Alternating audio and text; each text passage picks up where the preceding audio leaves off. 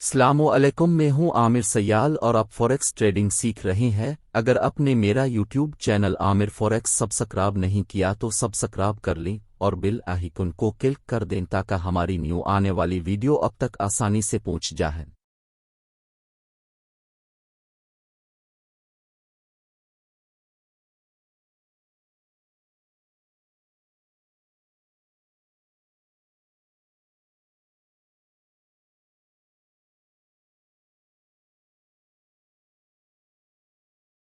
आप forex factory देखते हो या और बहुत सारी वेबसाइट्स हैं जो कि आप फॉलो करते हो और यहाँ से हम न्यूज़ को देख सकते हैं कि आने वाला जो डाटा है वो किस किस्म का डाटा है। और आज हम एक ऑस्ट्रेलियन डॉलर के ऊपर एक आज न्यूज़ आई है जीडीपी। अब सबसे पहले तो हम जीडीपी को समझेंगे क्योंकि ये सारी करेंसीज के ऊपर जीडीपी आता है और जीडीपी जब कोई भी कंट्री अनाउंस करती है तो उसका क्या अफेक्ट होता है, जीडीपी होता क्या है, उसको देख के क्या चीज़ें मैयर होती हैं और अगर जीडीपी आता है तो वो किस हवाले से मार्केट पे अफेक्ट करता है।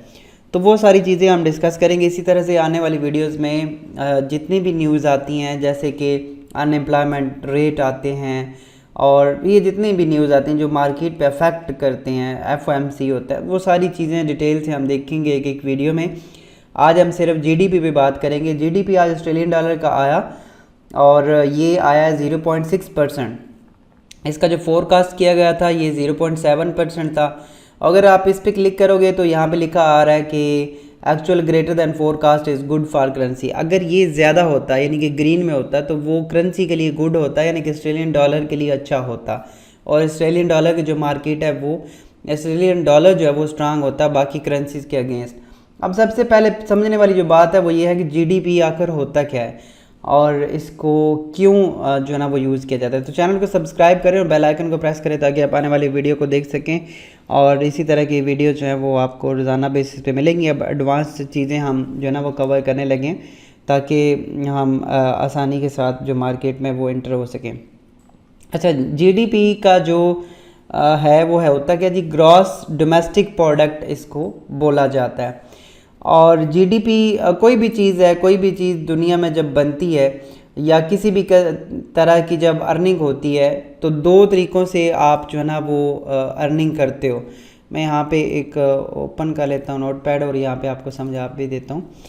देखिए, दो तरीके से हम अर्निंग करते हैं। कोई भी इनकम जब किसी भी घर को आती है या किसी भी कंट्री को आती है तो दो तरीक़ों से इनकम जनरेट होती है। नंबर वन तरीका क्या है कि कोई भी प्रोडक्ट जो है ना वो हम बनाते हैं या हम उसको फिर सेल करके तो अर्निंग जनरेट करते हैं। और दूसरा तरीका क्या होता है, सर्विसेज देने का। सर्विसेज आप दे सकते हो जिसमें कोई भी सर्विस हो सकती है। जैसे मुल्क अब कौन कौन से सर्विसेज प्रोवाइड करते हैं, हम जीडीपी एक पूरी कंट्री की बात करें तो सर्विसेज में आप देखें जैसे डॉक्टर है। डॉक्टर जो है वो अपनी कोई प्रोडक्ट नहीं बेचते हैं लेकिन सर्विसेज बेचते हैं। इसके अलावा आप देख लें जितनी भी एयरलाइंस हैं, एयरलाइंस में ऐसा नहीं होता कि आपने जैसे कि आप पाकिस्तान से बैठ के यूरोप जाना चाहते हैं और पीएए का जहाज़ आप यूज़ कर रहे हो तो वो पूरे का पूरा आप जहाज़ ही ख़रीद के और वहाँ पे जाओगे। वो प्रोडक्ट नहीं बेचते, आपको जस्ट सर्विसेज देते हैं एक जगह से दूसरी जगह पे ट्रांसफ़र करने की। इसी तरह से जितनी भी ट्रांसपोर्टेशन है, चाहे वो बसेस की है, चाहे वो आप टैक्सीज यूज़ करते हो, वो सारी भी इसी में आती है। इसके अलावा जो लेबर है वो भी इसी में आती है। कोई कंप्यूटर आप सही करवाते हो, कुछ भी लेबर कास्ट आप दे रहे हो तो वो सारे के सारे जो है ना वो सर्विसेज में आता है। तो एक जो मुल्क मेन इनकम जनरेट करता है वो सर्विसेज से जनरेट करता है। उसमें स्कूल्स भी हैं, ट्रांसपोर्ट है, कम्युनिकेशन के जिस तरह से आप टेलीफोन यूज़ करते हो तो वो जो जितनी भी कंपनीज़ हैं वो जो अर्निंग कर रही हैं आपको सर्विसेज दे के आपको एक दूसरे से कम्युनिकेशन का ज़रिया प्रोवाइड करते हैं और जिससे वो अर्निंग जनरेट करते हैं। और इसी तरह से अब और एग्जांपल ले लें, पार्लर हैं, सैलून्स हैं, वो सारे सर्विसेज दे रहे हैं, कोई प्रोडक्ट नहीं बेचते। तो ये सारी की सारी जो इनकम इस तरह से जनरेट होती है वो आपकी सर्विसेज के ज़रिए इनकम जो है ना वो जनरेट होती है। इसी तरह से अगर हम बात कर लें दूसरी जो तरीक़ाकार होता है वो होता है प्रोडक्ट का। प्रोडक्ट में आप जैसे कि कोई एक मुल्क जो है ना वो मोबाइल बना रहा है, कोई एक मुल्क जो है वो लैपटॉप बना रहा है, ठीक है, और आगे बेच रहा है, गाड़ियाँ बना के बेच रहा है, कपड़े बना के बेच रहा है। और इसी तरह से आप देख लो कि कोई भी कंट्री जो है ना वो उसमें किसी भी तरह की प्रोडक्ट बनाता है और बेचता है, लेकिन जो प्रोडक्ट बनेगी इसकी आप देख लो कि लास्ट प्राइस जो है ना वो इसमें मुहैया की जाती है। लास्ट प्राइस का मतलब क्या होता है, जैसे आप एक घर खरीदते हो, आपने घर खरीदा 50 लाख का, ठीक है, 50 लाख रुपए का आपने घर खरीद लिया। अब जब जिस बंदे से आप घर परचेज़ करते हो वो आपको 50 लाख उसकी कीमत बताता है, उसमें ये नहीं होता कि आपको जो ईंटें हैं उसके अलग रेट बताया जाएगा, सीमेंट का अलग रेट बताया जाएगा, या किसी भी और चीज़ का, जितनी चीज़ें उसमें यूज़ हुई हैं वो उसका अलग अलग रेट नहीं बताया जाता, बल्कि पूरे का पूरा एक जो स्ट्रक्चर खड़ा होता है उन सारों का रेट इकट्ठा करके उसके अंदर जितने इंग्रेडिएंट्स इस्तेमाल होते हैं वो सारे जो है ना वो उनको प्लस करके तो एंड जो रेट आता है किसी भी प्रोडक्ट का वो आपको उस प्रोडक्ट का रेट जो है ना वो इसमें शामिल किया जाता है। इसी तरह आप देख लें लैपटॉप है, लैपटॉप के अंदर डिफरेंट कंपनीज़ की डिफरेंट चीज़ें इस्तेमाल होती हैं, जैसे कि इंटेल का प्रोसेसर है, रैम किसी और कंपनी के है, हार्ड डिस्क किसी और कंपनी के है, बट आपको लैपटॉप की एग्जैक्टली प्राइस यानी कि लास्ट प्राइस जो है वो इसमें इनकम में वो आती है। तो अब यहाँ पे बात यह आती है कि कोई भी कंट्री जब जीडीपी कैलकुलेट करता है वो इनकम अपनी को पूरी की पूरी जो उस कंट्री से इनकम जनरेट हो रही होती है वो वहाँ पे उसको शामिल करता है, और उसमें वो सर्विसेज इनकम भी हैं और प्रोडक्ट्स की जो लास्ट प्राइसेस होती है उनकी इनकम भी आ रही होती है। अच्छा, यहाँ पे एक और चीज़ देखने वाली है कि ये जो इनकम आएगी ये सिर्फ़ और सिर्फ अपने मुल्क की आएगी। जैसे कि अब यहाँ पे एक मैं मैप बना रहा हूँ, जैसे ये एक कंट्री है, इसका अब ये एग्जैक्टली मैप तो उस तरह से नहीं बना सकता, जस्ट आपको समझाने के लिए बना रहा हूँ कि ये पाकिस्तान है, और पाकिस्तान कंट्री के अंदर जितनी भी इस कंट्री के रीजन के अंदर जितना भी काम हो रहा होगा वो इसमें शामिल किया जाएगा। अब कोई एक बंदा जाके किसी और कंट्री दूसरी कंट्री में, पाकिस्तान का कोई बंदा, जैसे कि मैं अब दुबई में बैठा हूँ, इसी तरह से और लोग दुबई में बैठे हैं या यूरोप में बैठे हैं, किसी भी कंट्री में कमा रहे हैं। अब यहाँ पे ये बंदा 1 लाख फ़र्ज़ करे कि महीने के जो है ना वो बनाता है 100K, लेकिन ये जो बंदा अब जैसे कि कोई भी पर्सन है, जैसे मिस्टर ए है, वो अगर बंदा दुबई में जाके पैसे बना रहा है बंदा पाकिस्तान का, लेकिन वो बैठा हुआ दुबई में है, तो ये जो इसकी अर्निंग है वो अर्निंग पाकिस्तान की जीडीपी में कैलकुलेट नहीं होगी, वो कैलकुलेट होगी दुबई की जीडीपी के अंदर, वो जहाँ पे वो अर्निंग बना रहा है और जिस मुल्क यानी कि एक जो डोमेस्टिक एरिया है, जो अपना रीजन है, जो अपना एक मैप है, उसके अंदर अंदर जो भी चीज़ें हो रही है। इसी तरह से अगर हम बात कर ले, अब जैसे टेलीनार एक कंपनी है, टेलीनार अब आई थिंक सो नॉर्वे की कंपनी है, और पाकिस्तान में वो एक कम्युनिकेशन जो है ना वो सर्विसेज दे रही हैं, लेकिन इसकी जो अर्निंग है वो पाकिस्तान की इनकम में आएगी, ये नॉर्वे की इनकम में नहीं आएगी। हाँ, जो वो वापस पैसे भेजेगा और वहाँ पे जो वो चीज़ें आएंगी वो बाद की बात है, लेकिन जो जीडीपी में कैलकुलेशन होगी वो इसकी टेलीनार की जो जीडीपी की कैलकुलेशन, पाकिस्तान की जीडीपी की जो कैलकुलेशन होगी वो टेलीनार की पाकिस्तान के अंदर आएगी, वो नॉर्वे के अंदर नहीं आएगी। अच्छा, इसमें एक और होता है कि जैसे आप दुबई में आप देखिए कोई एक एम्बेसी है, जैसे दुबई में एम्बेसी हैं, यहाँ पे अगर पासपोर्ट बनवाना है, आपने शनाख्ती कार्ड बनवाना है या और सर्विसेज जो कि पाकिस्तान में ली जा सकती हैं वो यहाँ पे भी ली जा सकती हैं। मसलन मैं दुबई में अगर रह रहा हूँ तो मैंने अगर अपना पासपोर्ट मेरा एक्सपायर हो गया और मैंने पासपोर्ट बनवाना है तो मैं एम्बेसी में जाऊँगा और वहाँ पे फ़ीस पे करके तो मैं अपना पासपोर्ट यहीं पे बनवा सकता हूँ, बजाय कि पाकिस्तान जाने के। रिन्यू करा सकता हूँ, बना सकता हूँ, लेकिन फ़ीस मुझे देना पड़ेगी। अब जो ये फ़ीस मुझे इधर एम्बेसी में देना पड़ेगी वो पाकिस्तान की जीडीपी में कैलकुलेट होगी, क्योंकि वो डायरेक्टली पाकिस्तान को पे हो रही है और पाकिस्तान को जो ना वो उसकी वो जा रही होती है। तो इसलिए वो जो एम्बेसीज होती हैं उनकी अर्निंग, हालांकि वो है रीजन से बाहर आ जाती है, डोमेस्टिक एरिया से बाहर बैठी होते हैं, लेकिन वो पाकिस्तान के ही इदारे हैं जो कि बाहर जाके काम कर रहे हैं, ठीक है। तो इसलिए उनकी जो अर्निंग है वो पाकिस्तान की जीडीपी में कैलकुलेट होगी। लेकिन कोई बंदा अगर यहाँ पे काम कर रहा है वो उसकी अर्निंग में जीडीपी के अंदर वो कैलकुलेट नहीं होनी। उसके बाद अगर हम बात कर लें, अब पाकिस्तान के साथ एक समंदर लगता है, जैसे कि कराची के साहिलों के साथ जो है ना वो समंदर लगता है। अब समंदर से कोई अगर कश्ती है और वो जाके उसको उसमें से मछलियाँ निकाल के सेल कर रहे हैं या उसमें से कुछ भी अर्निंग जनरेट कर रहे हैं उस समंदर से, तो वो जो अर्निंग जनरेट कर रहे हैं वो पाकिस्तान की जीडीपी के अंदर कैलकुलेट होगी। अब ये नक्शे से बाहर आ गया पाकिस्तान के, यानी कि उसके डोमेस्टिक एरिया से, बट जो एक रीजन, जो एक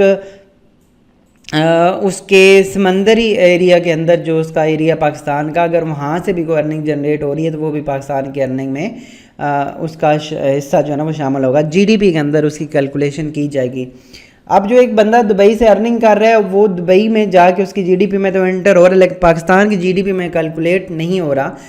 वो पाकिस्तान की अर्निंग में जनरेट होता है लेकिन वो बाद की बात है, जीडीपी के अंदर उसकी कैलकुलेशन नहीं होती। तो ये मैंने एक बताया आपको पूरा प्रोसेस कि जीडीपी के अंदर कौन कौन सी इनकम आती है और कौन कौन सी सर्विसेज जो है उसमें ऐड की जाती हैं। इसमें पूरा ओवरऑल आई थिंक सो आपको समझ आ गया कौन कौन सी चीज़ें इसमें हम कैलकुलेट करते हैं। अब बात करते हैं फार्मूला की कि जीडीपी के अंदर कौन कौन सा फार्मूला जो है ना वो यूज़ किया जाता है। जीडीपी को कैलकुलेट करने का C+I+G+NX है। इसमें कौन कौन सी है, टोटल नेशनल इनकम जो उस मुल्क के अंदर हो रही है, फिर सेल्स टैक्स है, डेप्रिसिएशन है। डेप्रिसिएशन ये होती है किसी भी कंट्री के, मसलन अब एक गाड़ी है, गाड़ियाँ लेते हैं हम, डेप्रिसिएशन डिफरेंट उसमें कैलकुलेशन की जाती है कि उस गाड़ी की वैल्यू जो है ना वो कम हो जाती है 1 साल के बाद, 2 साल के बाद, तो वो जो उसके ऊपर माइनस हो रहा है वो डेप्रिसिएशन में, और इस तरह की और मुख्तलिफ चीज़ों में डेप्रिसिएशन लगता है, वो भी यहाँ पे कैलकुलेट होता है। Plus net foreign factor income, ये जो मैंने अभी आपको बताई है वो यहाँ पे भी ऐड होगी, जो आपके बाहर के कंट्री से जो एम्बेसीज वगैरह और इस तरह की चीज़ें आ रही होती हैं। वैल्यू एडेड भी इसमें आ जाएगा, ग्रास वैल्यू ऑफ आउटपुट, आप कितनी आउटपुट दे रहे हो उसकी value, value of intermediate consumption, तो ये सारा मिला के जो जीडीपी आपका आएगा, यानी कि टोटल रेवेन्यू कितना एक कंपनी एक मुल्क बना रहा है। और ये जो जीडीपी है ये कैलकुलेट किया जाता है 1 साल के बाद, और कई कंट्री जो हैं वो इसको क्वार्टरली भी करते हैं, कई कंट्री इसको अब क्वार्टरली भी किया जाता है, मंथली बेसिस पे भी ये जीडीपी अब कैलकुलेट किया जाता है। वैसे इसका जो अगर आप गूगल पे सर्च करेंगे तो आपके पास जो ना ये मंथली आएगा, जैसे कि हम यहाँ पे सर्च करेंगे पाकिस्तान जीडीपी, अगर आप सर्च करोगे तो पाकिस्तान कितना जीडीपी इस टाइम बना रहा है, वो है $346 बिलियन, इसका 2021 में टोटल जीडीपी था। अब जीडीपी जो है ना वो ये बढ़ता बढ़ता आया, ऊपर यहाँ पे ज़्यादा भी हुआ है और उसके बाद फिर कम हो गया। अब यहाँ पे जो ईरान है, अगर आप देखो तो ईरान का जीडीपी, बांग्लादेश का जीडीपी हमसे ज़्यादा जा रहा है 4.416। अब जीडीपी क्या होता है कि किसी भी कंट्री का जितना ज़्यादा जीडीपी होगा उस कंट्री में इन्वेस्टर्स ज़्यादा आएंगे, उनमें इन्वेस्टमेंट ज़्यादा होगी, वो कंपनी की ग्रोथ शो करवाता है, वो उस मुल्क की ग्रोथ शो करवाता है और इन्वेस्टर्स उस पर बिलीव ज़्यादा करते हैं और वो उसका जो है ना वो उसके अंदर इन्वेस्टमेंट और मुल्क की तरक्की जो है ना वो ज़्यादा होती है। अब अगर आप इंडिया का जीडीपी देखें तो काफ़ी ज़्यादा इंडिया का जीडीपी है। अब जैसे पाकिस्तान में $346 बिलियन आप देख रहे हो, लेकिन इंडिया में अगर हम चले जाएं तो ये 3.1 ट्रिलियन है, यानी कि हमसे कई गुना ज़्यादा इनका जीडीपी, हमारा 346 बिलियन है और इंडिया का जो है $3 ट्रिलियन का जीडीपी है। उसके बाद अगर देखिए कनाडा 1.9 ट्रिलियन है, ऑस्ट्रेलिया 1.543 ट्रिलियन है और इंडिया क्योंकि एक बड़ी मार्केट है दुनिया की, तो इस वजह से भी इसका जीडीपी जो है ना वो ज़्यादा है, क्योंकि आधी दुनिया जो है वो आप देखें तो इंडिया में रह रही है। तो इस तरह से आप डिफरेंट कंट्रीज़ का जो है ना वो जीडीपी कैलकुलेट कर सकते हैं और इससे किसी भी कंट्री की ग्रोथ का पता चलता है कि वो कंट्री उसमें इन्वेस्टमेंट की पोटेंशियल कितनी है और वो ग्रोथ किस तरह से कर रही है। तो अब हम बात कर लेते हैं फॉरेक्स में इसका क्या यूज़ होता है। ट्रेडिंग के लिए जब भी हम करेंसीज को या फॉरेक्स फैक्ट्री को या डिफरेंट किस्म के डाटा को देखते हैं तो वो अपने जीडीपी को अनाउंस करते हैं। जैसे कि ये अब हाई इम्पैक्ट डाटा था ऑस्ट्रेलियन डॉलर के ऊपर और इसका जो जीडीपी है वो 0.6% है। अगर हम इस पर क्लिक करें तो ऑलमोस्ट ये हर दफ़ा बढ़ा है इनका जीडीपी 0.8 0.9 ये फोरकास्ट जितना किया था 2022 में, फिर जनवरी में देखें 2022 के, मार्च में देखें, दिसंबर में देखें, सितंबर 21 का देखें, सिर्फ एक दफ़ा मार्च में इनका जीडीपी 3.4% जो है ना वो पिछले से जो फोरकास्ट किया गया था उससे कम आया, लेकिन ये प्रीवियस से वो ज़्यादा ही आया था जो उसका वो माइनस में जीडीपी था, यानी कि इनका कम हुआ था जीडीपी। और अभी इस टाइम देखें तो आपके पास इस तरह का डाटा आ रहा है और अभी जो जीडीपी इनका आया 0.6% है, यानी कि इनका पहले से कम हुआ है। 0.9% पिछली दफ़ा था और 0.7% इसका फोरकास्ट किया गया था, 0.6% इसका आया है। तो इसका मतलब अब क्या है, यहाँ पे आ रहा है कि जीडीपी इनका कम हुआ है और पहले से कम हुआ है। इट्स मीन कि वहाँ पे इन्वेस्टमेंट की अपॉर्चुनिटीज़ और इस तरह की चीज़ें कम हुई हैं। ग्रॉस डोमेस्टिक प्रोडक्ट इनका वो बनता है और इसका जो अफेक्ट पड़ेगा मार्केट के ऊपर वो यहाँ पे लिखा होता है कि एक्चुअल, यानी कि ये वाला डाटा ग्रेटर दैन फोरकास्ट, अगर फोरकास्ट से बड़ा होगा then is good for currency, फिर वो उस करेंसी के लिए अच्छा था, बट ये उससे कम आया है तो इट्स मीन कि ये करेंसी के लिए अच्छा नहीं है, यानी कि ऑस्ट्रेलियन डॉलर मज़ीद गिरने के चांसेस हैं। और अगर हम बात करें,